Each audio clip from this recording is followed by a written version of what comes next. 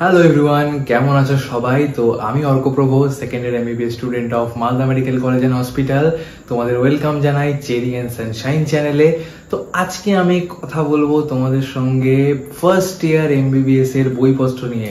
অর্থাৎ যারা আমার ছোট ছোট ভাই বোনেরা নতুন ফার্স্ট ইয়ারে উঠেছো এমবিবিএস এ, তারা নিশ্চয়ই দিশে হারিয়ে ফেলেছো, বুঝতে পারছো না কি করবে, কোন বই কিনবে। বাজারে গেলে অনেক ধরনের বই দেখাচ্ছে, সাবজেক্টও ঠিক মতো জানো না কোনটায় কি বই কিনতে হয়। গোল্ড স্ট্যান্ডার্ড, এক্সাম ওরিয়েন্টেড অনেক ধরনের বই।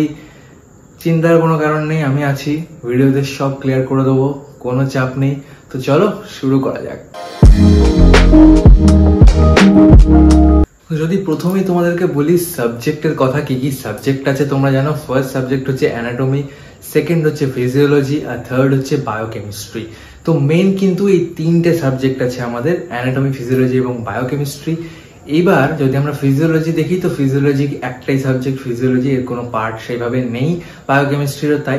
কিন্তু অ্যানাটমির ক্ষেত্রে কিন্তু তোমাদেরকে অ্যানাটমি যে তোমাদের পড়তে হবে, তার পাশাপাশি আরো দুটো সাবজেক্ট এক্সট্রা অ্যাড হবে আন্ডার অ্যানাটমি, যেটা হচ্ছে হিস্টোলজি এবং এমব্রায়োলজি।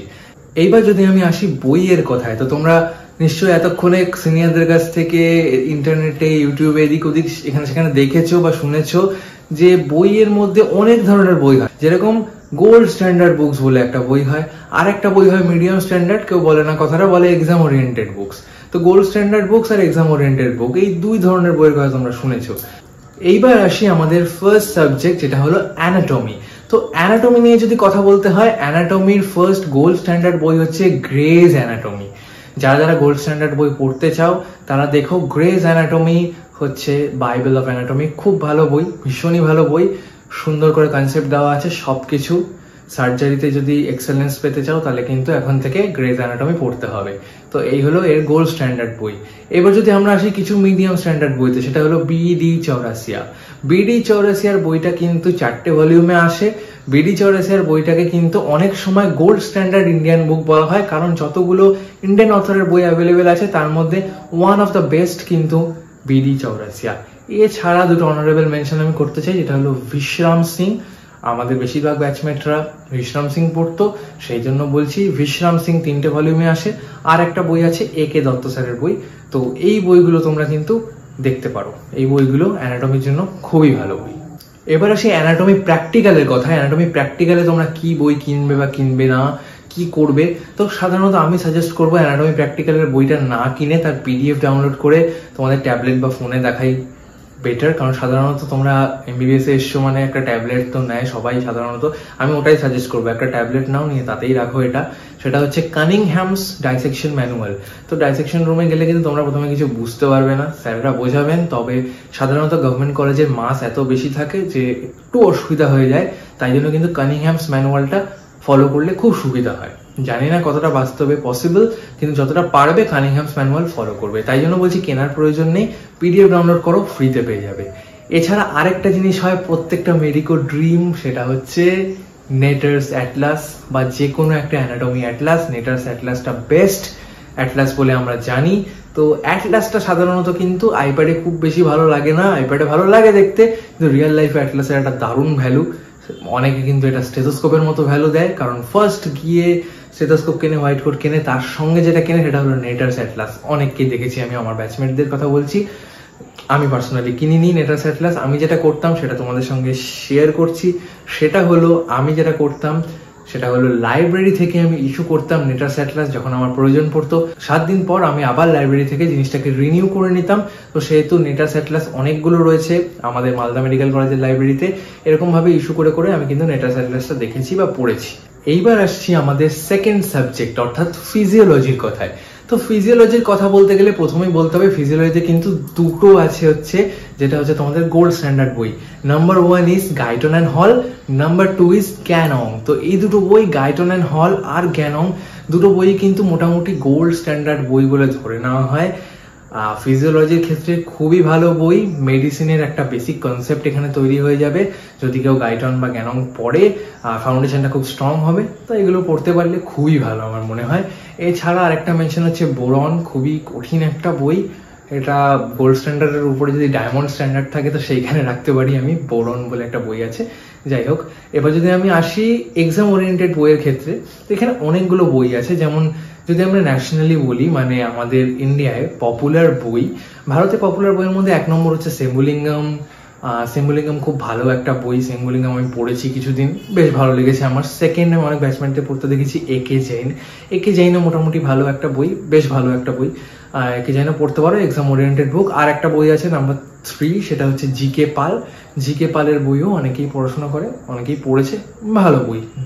কিন্তু যেটা ওয়েস্ট বেঙ্গলে সব থেকে পপুলার, সেই বইটার নাম হলো দেবাশিস প্রামাণিক বা ডিপি বলে আমরা জানি। দেবাশিস প্রামাণিক স্যারের বই কিন্তু খুবই পপুলার, এবং সাধারণত ওয়েস্ট বেঙ্গলে সবাই ফিজিওলজির জন্য এক্সাম ওরিয়েন্টেড বই দেবাশিস প্রামাণিক চোখ বন্ধ করে কেনে। তো আমি পড়ে দেখেছি, আমার দেবাশিস প্রামাণিক খুব ভালো লাগতো। সেম্বুলিঙ্গামটা আমার বেশি ভালো লাগতো, তো আমি সেম্বুলিঙ্গাম ফলো করতাম।